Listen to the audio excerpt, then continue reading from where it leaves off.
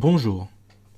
Les audios de l'Esprit de prophétie sont mis à votre disposition pour permettre à ceux qui le souhaitent d'écouter à toute heure les écrits de la sœur White. Bonne écoute. Chapitre 4. Les Vaudois du Piémont. Les ténèbres qui régnèrent sur la terre au cours de la longue période de la suprématie papale ne réussirent pas à éteindre complètement le flambeau de la vérité. Il y eut toujours de vrais croyants, attachés à la foi en Jésus-Christ, seul médiateur entre Dieu et les hommes, prenant les saintes Écritures pour leur unique règle de vie et sanctifiant le vrai jour de repos. Jamais on ne saura ce que le monde doit à ces hommes. Dénoncés comme hérétiques, diffamés, leurs mobiles incriminés, leurs écrits dénigrés, mutilés et prohibés, ils demeurèrent inébranlables et conservèrent la pureté de la foi pour en transmettre de siècle en siècle l'héritage sacré à la postérité. Écrite dans les cieux, l'histoire du peuple de Dieu au cours de cette sombre période n'occupe que peu de place dans les annales humaines. On ne découvre guère l'existence de ces chrétiens que dans les calomnies de leurs persécuteurs. La tactique de Rome a été de supprimer toute trace de divergence d'avec ses doctrines et ses décrets. Tout ce qui était hérétique, qu'il s'agit des hommes ou des écrits, devait disparaître. L'expression d'un doute touchant l'autorité des dogmes romains coûtait la vie aux riches comme aux pauvres, aux grands comme aux petits. Rome s'est également efforcée d'effacer le souvenir de ses cruautés envers les dissidents. Les conciles ont condamné aux flammes les livres et les documents qui en contenaient le récit. Avant l'invention de l'imprimerie, les livres étaient peu nombreux et d'un format volumineux. La curie n'a pas eu beaucoup de peine à exécuter son dessein. Aucune église, se trouvant dans les limites de la juridiction de Rome, n'a pu jouir longtemps de la liberté de conscience. Aussitôt qu'elle a été en possession du pouvoir, la papauté s'est empressée de supprimer tout ce qui résistait à son autorité. Aussi, les églises, l'une après l'autre, se soumirent-elles à son sceptre. En Grande-Bretagne, où le christianisme s'était implanté très tôt, la foi des Bretons n'était pas entachée d'apostasie. Sous les empereurs païens, la persécution qui atteignit ces rives lointaines fut le seul don que les premières églises britanniques reçurent de Rome. Un grand nombre de chrétiens, fuyant la persécution qui faisait rage en Angleterre, trouvèrent un refuge en Écosse. Portée de là en Irlande, la vérité fut reçue partout avec joie. Quand les Saxons envahirent l'Angleterre, le paganisme y redevint la religion dominante. Les conquérants, refusant de se laisser instruire par leurs esclaves, les chrétiens durent s'enfuir dans les montagnes et dans les régions sauvages.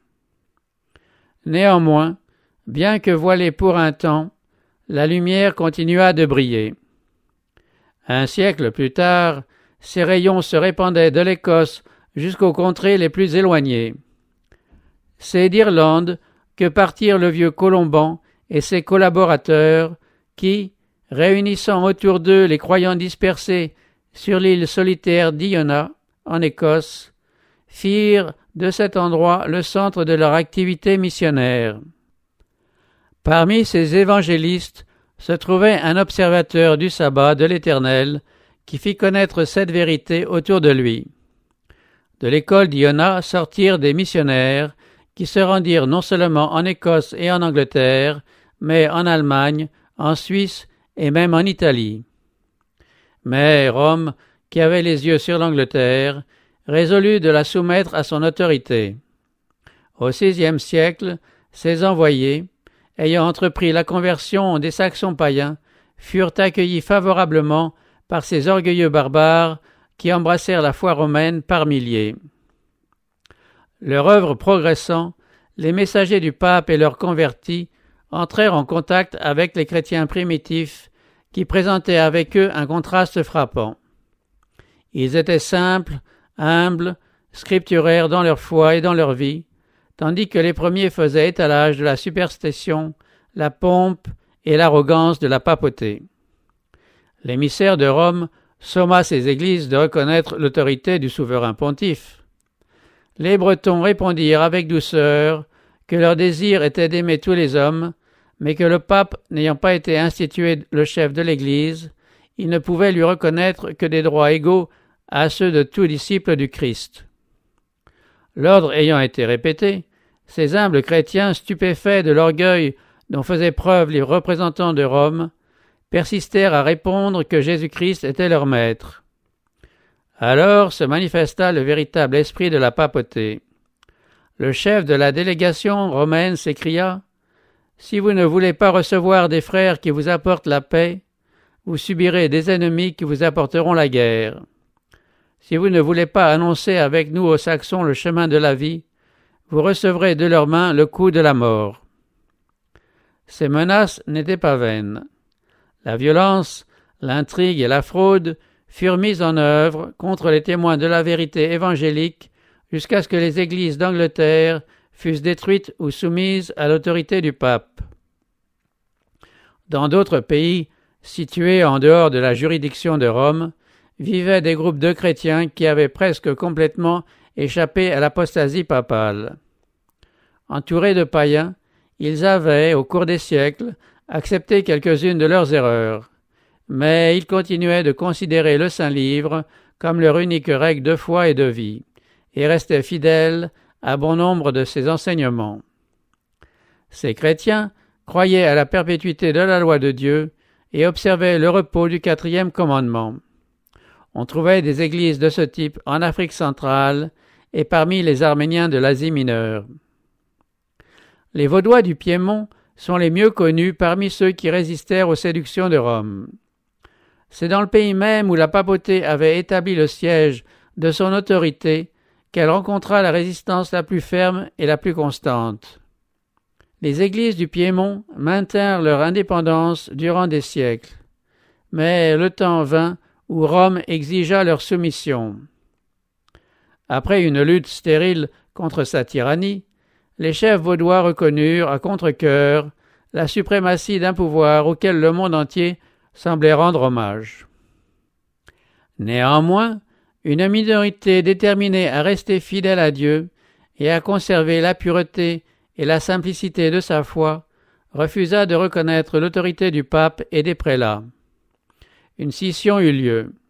Des partisans de l'ancienne foi quittèrent leur patrie alpestre et allèrent porter ailleurs leurs croyances.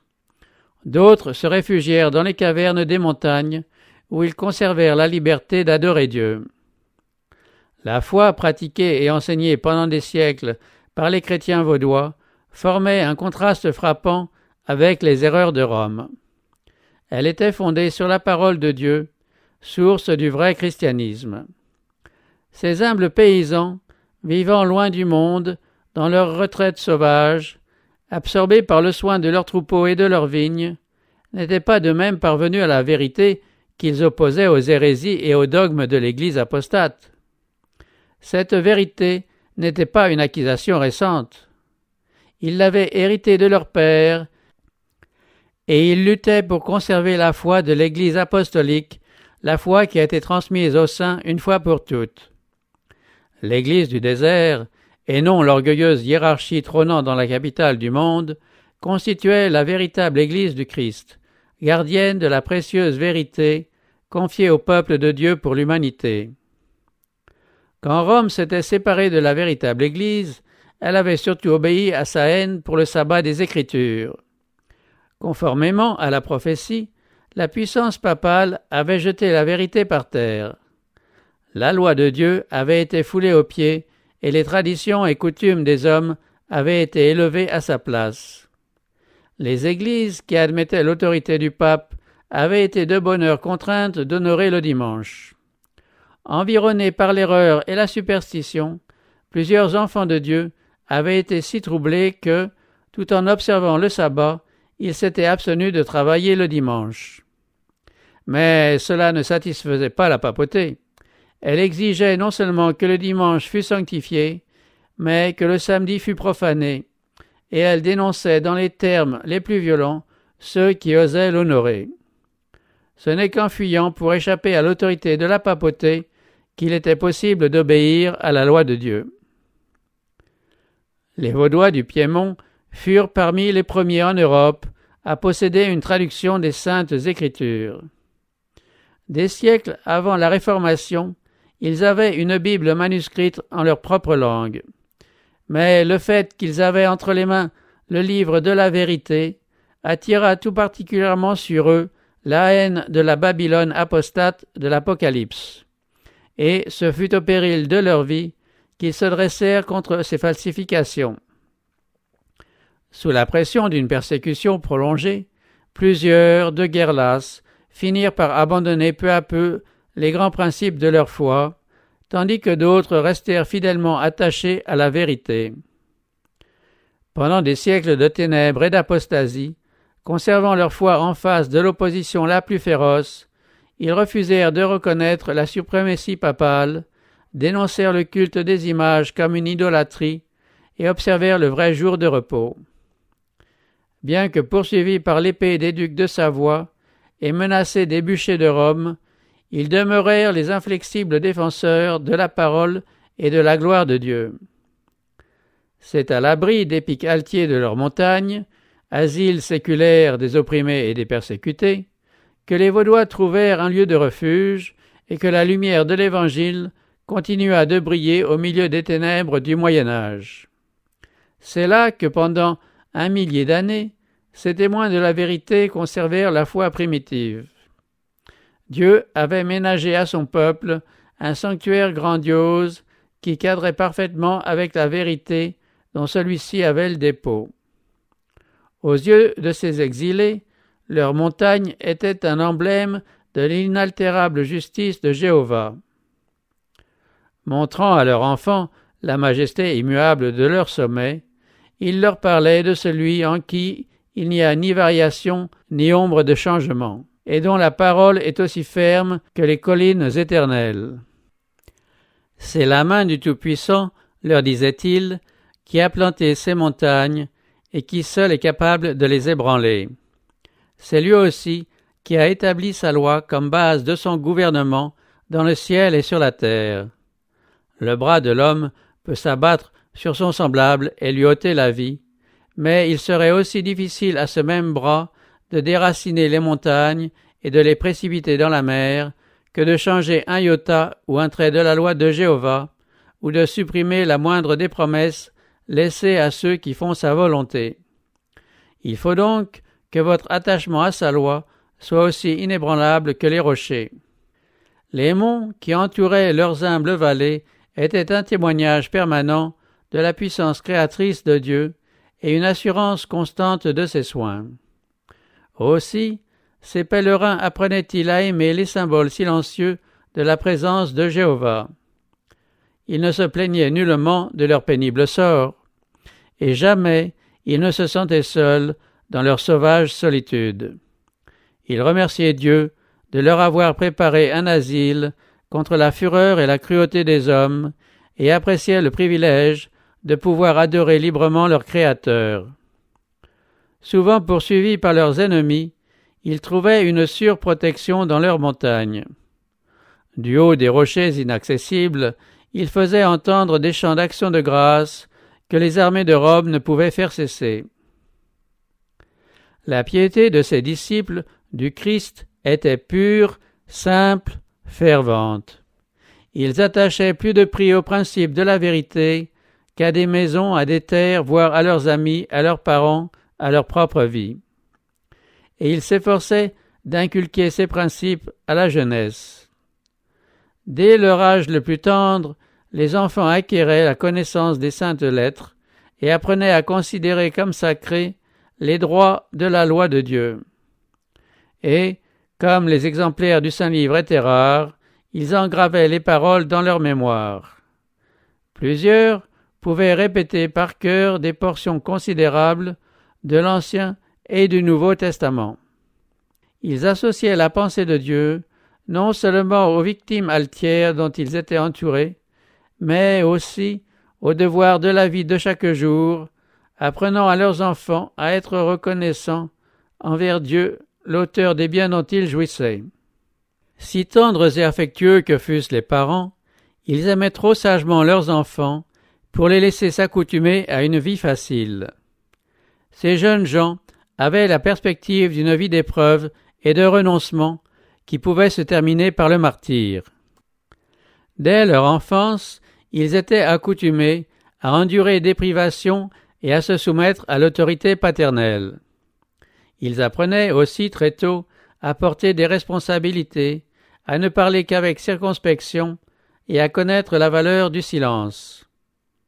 Une parole inconsidérée, prononcée devant leurs ennemis, pouvait mettre en danger non seulement la vie de celui qui la proférait, mais aussi celle de centaines de ses frères, tant les ennemis de la vérité, semblables à des loups affamés, poursuivaient sans relâche ceux qui osaient manifester librement leur foi. Les Vaudois, ayant sacrifié à la vérité toute prospérité terrestre, demandaient péniblement leur pain quotidien au sol de leurs montagnes. Chaque pouce de terre cultivable, jusque dans les combes et les ravins, était utilisé. Une vie de stricte économie et de renoncement faisait partie de l'éducation que recevaient les enfants comme unique héritage. On leur enseignait que, conformément au dessein de Dieu, la vie est une discipline, et qu'ils ne pouvaient subvenir à leurs besoins que par le travail personnel, la prévoyance, l'économie et la foi en Dieu. C'était un régime laborieux et pénible, mais sain et convenant à l'homme déchu. L'école voulue de Dieu en vue de son éducation et de son développement moral. Mais, tout en accoutumant la jeunesse au travail et aux privations, on ne négligeait pas sa culture intellectuelle. On lui apprenait que toutes ses facultés appartiennent à Dieu et qu'il lui incombe de les développer en vue de son service. Par leur pureté et leur simplicité, les églises vaudoises rappelaient l'Église des jours apostoliques. Rejetant l'autorité des papes et des prélats, elles ne reconnaissaient comme leur règle suprême et infaillible que le texte des Saintes Écritures. Contrairement aux prêtres de Rome, leurs pasteurs suivaient l'exemple du Maître qui était venu non pour être servi, mais pour servir. Ils paissaient le troupeau de Dieu et le conduisaient au vert pâturage de sa parole. Loin de la pompe et de l'orgueil des hommes, on s'assemblait, non pas dans des temples luxueux ou dans de magnifiques cathédrales, mais à l'ombre des monts, dans quelques combes alpestres, ou encore, en cas de danger, dans quelques cavernes de la montagne, pour y écouter la parole de la vérité. Le pasteur ne se contentait pas de prêcher l'Évangile, il visitait les malades, instruisait les enfants, reprenait les égarés, s'efforçait d'aplanir les différends et de maintenir la concorde et l'amour fraternel. En temps de paix, le barbe, comme on l'appelait, était entretenu par les offrandes volontaires des fidèles. Mais, comme Paul, le faiseur de tentes, il apprenait quelques métiers ou professions pour subvenir le cas échéant à ses propres besoins. Les pasteurs servaient en outre d'instituteurs. Sans négliger les connaissances générales, ils donnaient la première place à la Bible dans leur programme d'études. On y apprenait par cœur les évangiles de saint Matthieu et de saint Jean, ainsi que plusieurs épîtres. On s'y occupait aussi à copier la parole de Dieu. Certains manuscrits contenaient cette parole tout entière, d'autres seulement une partie, à laquelle ceux qui en étaient capables ajoutaient de simples commentaires. C'est ainsi que des trésors de vérité sortaient de l'obscurité dans laquelle les avaient si longtemps maintenus ceux qui cherchaient à s'élever au-dessus de Dieu. Par un travail inlassable, accompli parfois dans de profondes et sombres cavernes et à la lumière des torches, l'Écriture sainte était transcrite, verset par verset, chapitre par chapitre, et la vérité révélée, plus étincelante que l'or le plus pur, brillait d'un éclat accru par les épreuves que ces vaillants ouvriers avaient subies pour elle. Satan avait inspiré à la papauté la pensée d'enfouir la vérité sous les décombres de l'erreur et de la superstition. Au lieu de cela, elle fut, au cours de ces longs siècles de ténèbres, miraculeusement conservée dans son intégrité, portant non pas le sceau de l'homme, mais celui de Dieu. On s'est efforcé d'obscurcir le sens clair et simple de l'Écriture et de la mettre en contradiction avec elle-même. Mais, comme l'arche de Noé sur les flots irrités, la parole de Dieu se rit des orages qui s'acharnent contre elle. Comme une mine dont les riches filons d'or et d'argent se cachent dans les profondeurs de la terre, obligeant tous ceux qui veulent en prendre possession à creuser péniblement, de même les livres saints recèlent des trésors qu'ils ne livrent qu'à ceux qui les recherchent avec ferveur, humilité et prière. Dieu a destiné les Écritures à être le manuel de l'humanité entière, et étudié dans l'enfance, dans l'adolescence et dans l'âge mûr. Elles nous ont été données comme une révélation de sa personne. Chaque vérité, discernée, jette un jour nouveau sur le caractère de son auteur. L'étude du Saint-Livre est le moyen de nous faire entrer en communion plus intime avec notre Créateur et de nous donner une connaissance plus nette de sa volonté. Elle sert de voie de communication entre Dieu et l'homme. Alors que les Vaudois considéraient la crainte de l'Éternel comme le commencement de la sagesse, ils ne méconnaissaient pas, dans le développement des facultés intellectuelles, l'importance de leur relation avec le monde extérieur, de la connaissance des hommes et de la vie active. Quelques jeunes gens, envoyés de leurs écoles isolées dans des universités de France et d'Italie, trouvaient dans celles-ci un champ d'études et de réflexion plus étendu qu'au sein de leurs Alpes. Ils y entraient en contact avec le vice et s'y trouvaient exposés à des tentations. Les agents de l'adversaire leur tendaient des pièges et leur suggéraient de subtiles hérésies. Mais leur éducation antérieure les avait préparés à sortir victorieusement de l'épreuve. Leurs vêtements étaient confectionnés de façon à recéler leur trésor le plus cher, les précieux manuscrits de l'Écriture, fruits de mois et d'années de labeur. Ils les portaient toujours sur eux et, chaque fois qu'ils pouvaient le faire sans éveiller les soupçons, ils en plaçaient quelques fragments chez ceux dont le cœur leur paraissait s'ouvrir à la vérité divine. Dans les écoles où ils se rendaient, ils ne pouvaient avoir de confidents. Dès leur plus tendre enfance, les jeunes Vaudois étaient instruits à cet effet, et ils avaient conscience de leur mission, dont ils s'acquittaient fidèlement. Aussi, en conséquence, assistait-on, dans ces universités, à des conversions à la vraie foi. Il arrivait même que les principes de la vérité se répandaient dans l'école entière, sans que les enquêtes les plus minutieuses fussent capables de révéler les fauteurs de l'hérésie. L'esprit de Jésus-Christ est un esprit missionnaire. Le premier désir d'un cœur régénéré est d'amener d'autres âmes au Sauveur. Telle était l'aspiration de ces chrétiens. Ils savaient que Dieu ne leur demandait pas seulement de garder intact dans leurs églises le dépôt de la vérité. Ils portaient la responsabilité solennelle d'éclairer ceux qui croupissaient dans les ténèbres. Aussi s'efforçaient-ils, par la puissance de la parole de Dieu, de briser les chaînes que Rome avait forgées. Les pasteurs vaudois étaient appelés à être missionnaires. Tout jeune homme qui aspirait aux fonctions pastorales devait faire ses premières armes en qualité d'évangéliste. Avant de se voir confier la direction d'une église, il devait travailler 3 ans dans quelques champs missionnaires. Cette préparation, qui exigeait un esprit de renoncement et de sacrifice, était une bonne initiation à la vie pastorale, vie hérissée d'épreuves à cette époque. Les jeunes gens, consacrés en vue de ce ministère, avaient pour perspective non la fortune ou la gloire, mais une vie de fatigue et de danger, avec l'éventualité d'un martyre. Comme les disciples envoyés par Jésus, ces missionnaires partaient 2 à 2. Le jeune débutant était généralement accompagné d'un homme d'âge mûr et d'expérience, chargé de son éducation. Ses collaborateurs n'étaient pas toujours ensemble, mais ils se rencontraient souvent pour se consulter, pour prier et s'affermir mutuellement dans la foi. Dévoiler leur mission eût été courir au-devant de la défaite. Aussi, ces évangélistes, cachant avec soin leur objet, s'acquittaient de leur mandat sous le manteau protecteur d'un métier ou d'une profession.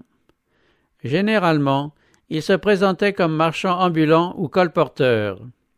Ils vendaient de la soie, des bijoux et d'autres articles que l'on ne pouvait alors se procurer que dans des centres éloignés. En leur qualité de marchands, ils recevaient un accueil empressé là où ils auraient été repoussés comme missionnaires. Ils demandaient sans cesse à Dieu la sagesse nécessaire pour faire connaître un trésor plus précieux que l'or et les perles, le livre de Dieu, dont ils portaient secrètement sur eux des exemplaires complets ou partiels. Lorsqu'ils en avaient l'occasion, ils attiraient sur ces manuscrits l'attention de leurs clients. Souvent, ils faisaient naître ainsi le désir de les lire, et ils en laissaient joyeusement des fragments aux personnes qui le désiraient. L'activité de ces missionnaires se déployait d'abord dans les plaines et les vallées, avoisinant leurs montagnes, puis elle s'étendait bien au-delà. Nu-pieds, simplement vêtus, à l'instar de leur maître, et couverts de la poussière du chemin, ils traversaient de grandes villes et se rendaient dans des pays éloignés, semant partout la précieuse graine de l'Évangile. Sur leurs pas surgissaient des églises, et le sang des martyrs rendait témoignage à la vérité. Voilée et silencieuse, la parole de Dieu traversait la chrétienté et trouvait un accueil chaleureux dans bien des foyers et dans bien des cœurs. Au jour de Dieu, on verra une abondante moisson d'âmes comme fruit de ses travaux. Les Vaudois du Piémont trouvaient dans les Écritures non seulement la relation de l'action de Dieu parmi les hommes et la révélation des responsabilités et des devoirs de l'heure présente, mais aussi l'annonce des dangers et des gloires à venir. Convaincus de l'imminence de la fin du monde, ils étudiaient la parole de Dieu avec prière et avec larmes, et étaient toujours plus pénétrés de l'importance de ces précieuses déclarations, et déterminés à faire connaître à d'autres ces vérités salutaires. Ils voyaient dans ces pages un clair exposé du plan du salut, et puisaient dans leur foi en Jésus la consolation, l'espérance et la paix. Aussi aspiraient-ils à faire resplendir dans l'esprit des victimes de l'erreur la lumière qui illuminait leur entendement et réjouissait leur cœur. À l'école du pape et des prêtres, des multitudes s'efforçaient en vain d'obtenir le pardon de leurs péchés par des mortifications. Comme on leur avait appris à chercher la paix de leur âme dans les bonnes œuvres, le sentiment de leurs péchés et la crainte de la colère de Dieu les poussaient à violenter leur corps et leur esprit, sans jamais trouver le moindre soulagement. Nombreux étaient ceux qui abandonnaient parents et amis pour aller terminer leurs jours dans un couvent. Par des jeûnes répétés, de cruelles flagellations, de longs prosternements sur les dalles de pierre de leurs cellules, par de lointains pèlerinages ou d'humiliantes pénitences allant jusqu'à la torture, des milliers essayaient en vain d'obtenir la paix de l'âme. Accablés par le souvenir de leurs péchés, tremblant à la pensée de la colère de Dieu, un grand nombre d'entre eux, à bout de force, descendaient dans la tombe sans un seul rayon d'espérance. À ces cœurs affamés, les Vaudois languissaient de rompre le pain de vie, de montrer les messages de paix renfermés dans la parole de Dieu, pour les conduire à Jésus, leur unique espérance de salut. Ils voyaient clairement la fausseté de la doctrine, selon laquelle les bonnes œuvres peuvent expier les transgressions de la loi divine. Se reposer sur des mérites humains, c'était voiler l'amour infini de celui qui est mort pour nous. Si Jésus s'est offert en sacrifice, c'est parce que notre race déchue ne peut rien faire qui la recommande aux yeux de Dieu. Les mérites d'un Sauveur crucifié et ressuscité forment la base de la foi chrétienne. Les enseignements de l'Église avaient dépeint Dieu et son Fils comme des êtres durs, sombres, inaccessibles. Selon cette doctrine, le Sauveur a si peu de sympathie pour l'être humain que nous sommes réduits à avoir recours à la médiation des prêtres et des saints. Aussi, ces messagers éclairés par la parole de Dieu brûlaient-ils du désir de faire connaître un Sauveur, compatissant, dont les bras ouverts invitent le pécheur à lui apporter son fardeau, ses soucis, sa lassitude. Ils avaient hâte d'enlever les obstacles accumulés par Satan pour empêcher les hommes d'aller à Dieu directement pour lui confesser leurs péchés et obtenir le pardon et la paix. Aussi, avec quel empressement le missionnaire vaudois dévoilait-il aux âmes angoissées les consolantes vérités de l'Évangile. Prudemment, il leur lisait les précieux manuscrits de l'Écriture. Sa plus grande joie était de faire briller l'étoile de l'espérance dans des cœurs qui ne connaissaient qu'un Dieu vindicatif et impitoyable. Les lèvres tremblantes et les yeux humides d'émotion, quelquefois à genoux, il parlait à ses frères des douces promesses d'espérance. La lumière de la vérité entrait ainsi dans bien des âmes, rayon bienfaisant du soleil de justice, dissipant l'obscurité. Souvent l'auditeur, voulant se convaincre qu'il avait bien entendu, invitait le missionnaire à relire plusieurs fois certaines portions de l'Écriture. On aimait tout spécialement entendre répéter ces passages « Le sang de Jésus, son Fils, nous purifie de tout péché. » Et, comme Moïse éleva le serpent dans le désert, il faut de même que le Fils de l'homme soit élevé, afin que quiconque croit en lui ait la vie éternelle. Plusieurs comprenaient la véritable nature des prétentions de Rome en voyant l'inutilité de la médiation des hommes en faveur du pécheur. À mesure que la lumière se levait sur eux, ils s'écriaient avec allégresse « Jésus-Christ est mon prêtre, son sang est mon sacrifice, son autel est mon confessionnal. » Plaçant toute leur confiance dans les mérites du Sauveur, ils répétaient « Sans la foi, il est impossible de lui être agréable. Il n'y a sous le ciel aucun autre nom qui ait été donné parmi les hommes, par lequel nous devions être sauvés. » À quelques âmes battues par la tempête, la certitude d'être aimées du Sauveur semblait trop belle. La joie qu'elle leur apportait les inondait d'un tel flot de lumière qu'elles se croyaient transportées au ciel. Toute crainte de la mort avait disparu. Elles mettaient avec confiance leurs mains dans celles du Seigneur et posaient avec assurance leurs pieds sur le rocher des siècles. Elles pouvaient désormais, s'il le fallait pour glorifier le nom de leur Rédempteur, affronter avec joie la prison et le bûcher. La parole de Dieu faisait son œuvre dans l'ombre. On la lisait en secret, parfois à une seule personne, parfois devant un petit groupe affamé de lumière et de vérité. On passait souvent la nuit entière à la méditer. L'étonnement et l'admiration des auditeurs étaient si grands que le lecteur devait quelquefois interrompre sa lecture jusqu'à ce qu'on eût bien saisi la bonne nouvelle du salut. Et il arrivait souvent aux missionnaires d'entendre des exclamations comme celle-ci « Dieu m'acceptera-t-il réellement comme son enfant? Me sourira-t-il à moi? Me pardonnera-t-il à moi ?» Et la parole répondait « Venez à moi, vous tous qui êtes fatigués et chargés, et je vous donnerai du repos. » Par la foi, l'auditeur s'emparait de la promesse et s'écriait joyeusement « Plus de pèlerinage, plus de longs voyages au lieu saint. Tel que je suis, pécheur et impur, je puis aller à Jésus, assuré qu'il ne refuse pas la prière de l'âme repentante. Il me dira « Tes péchés sont pardonnés. » Mes péchés, oui, les miens, peuvent être pardonnés. Les ondes d'une joie sacrée, faisant alors palpiter les cœurs, le nom de Jésus était glorifié par des louanges et des actions de grâce.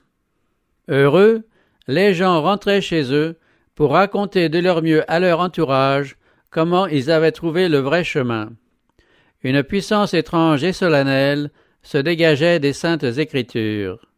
C'était la voix de Dieu qui portait la conviction dans les cœurs de ceux qui soupiraient après la vérité. Le messager de Jésus-Christ continuait alors sa route. Son humble apparence, sa sincérité et sa ferveur faisaient le sujet de la conversation de ses auditeurs qui, bien souvent, ne lui avaient pas demandé d'où il venait ni où il allait. Ils avaient été d'abord si étonnés, puis si débordants de reconnaissance et de joie, qu'ils n'avaient pas songé à l'interroger.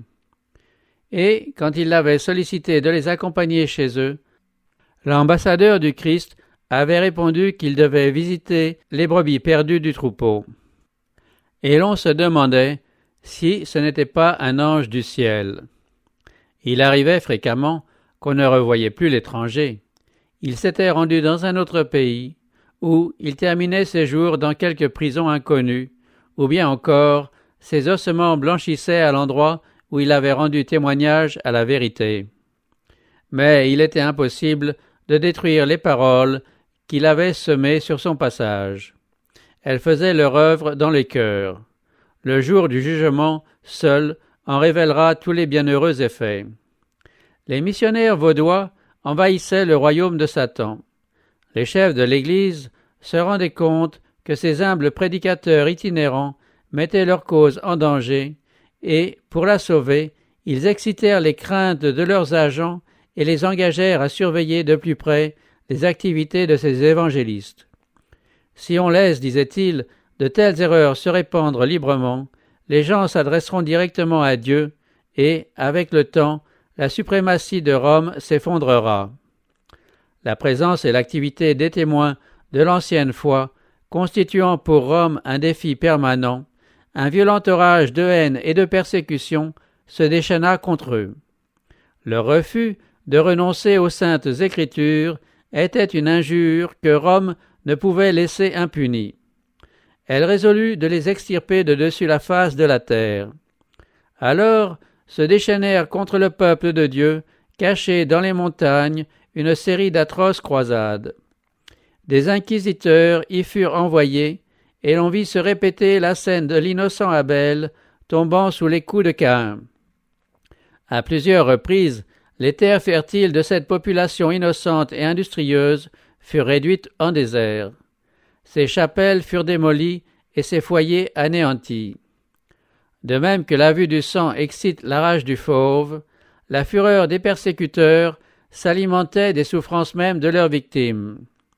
Les témoins de la foi furent poursuivis et traqués à travers monts et vallées, au sein des forêts et dans les cavernes des rochers où ils s'étaient réfugiés. Aucune accusation ne pouvait être portée contre ces proscrits. Leurs ennemis même les qualifiaient de gens paisibles et pieux. Leur crime était de ne pas servir Dieu au gré du pape. Et pour cette seule raison, ils furent abreuvés de toutes les humiliations, de toutes les injures et de toutes les tortures que les hommes et les démons purent inventer. Résolu d'en finir avec la secte abhorrée, Rome avait lancé contre elle une bulle qui en qualifiait les membres d'hérétiques et les vouait à l'extermination. On ne leur reprochait ni indolence, ni improbité, ni désordre. On déclarait au contraire qu'ils avaient une apparence de piété et de sainteté propre à séduire les brebis du vrai bercail. En conséquence, le pape décrétait que si cette secte pernicieuse et abominable refusait d'abjurer, elle serait écrasée comme un serpent venimeux. Le hautain pontife ne savait-il pas que ces paroles étaient enregistrées dans les livres du ciel et qu'il devrait en rendre compte au jour du jugement? Toutes les fois que vous avez fait ces choses à l'un de ces plus petits de mes frères, c'est à moi que vous les avez faites. Cette bulle invitait tous les fidèles à prendre part à la croisade contre les hérétiques. Pour encourager chacun à prêter son concours à cette cruelle entreprise, elle absolvait de toute peine ecclésiastique générale ou particulière et dégageait de tout serment ceux qui y participeraient. Elle légitimait le titre de toute propriété illégalement acquise et promettait la rémission de tous leurs péchés à ceux qui réussiraient à tuer un hérétique. Elle annulait tout contrat favorable aux Vaudois, ordonnait à leurs domestiques de les abandonner, défendait de leur rendre le moindre service et autorisait chacun à s'emparer de leurs biens. Ce document révèle clairement l'esprit de son auteur. On y entend non pas la voix du Christ, mais le rugissement du dragon. Refusant de se conformer à la loi de Dieu, les chefs de l'Église érigeaient une morale à leur convenance, morale devant laquelle chacun devait s'incliner, parce que tel était le bon plaisir de Rome. Aussi, les tragédies les plus horribles se déroulèrent-elles. Une hiérarchie corrompue et blasphématoire jouait le rôle que Satan lui avait assigné. Toute miséricorde disparut. L'esprit qui avait fait crucifier le Christ et mourir les apôtres, l'esprit qui poussa Néron à sévir contre les chrétiens de son temps, s'acharnait à anéantir les bien-aimés de Dieu. Les persécutions dont ce peuple pieux fut victime des siècles durant furent supportées avec une patience et une constance qui glorifièrent son Rédempteur. En dépit d'atroces croisades et massacres, les Vaudois continuèrent d'envoyer dans le monde leurs missionnaires pour y répandre le précieux message qu'ils arrosaient de leur sang. Et la semence portait des fruits. C'est ainsi que les Vaudois témoignèrent pour Dieu plusieurs siècles avant la naissance de Luther. Dispersés en plusieurs pays, ils jetèrent les bases d'une réforme qui, commencée au jour de Wycliffe, gagnait en étendue et en profondeur au jour de Luther, et devra se poursuivre jusqu'à la fin des temps. Cette œuvre sera accomplie par des hommes disposés, eux aussi, à tout endurer pour la parole de Dieu et le témoignage de Jésus.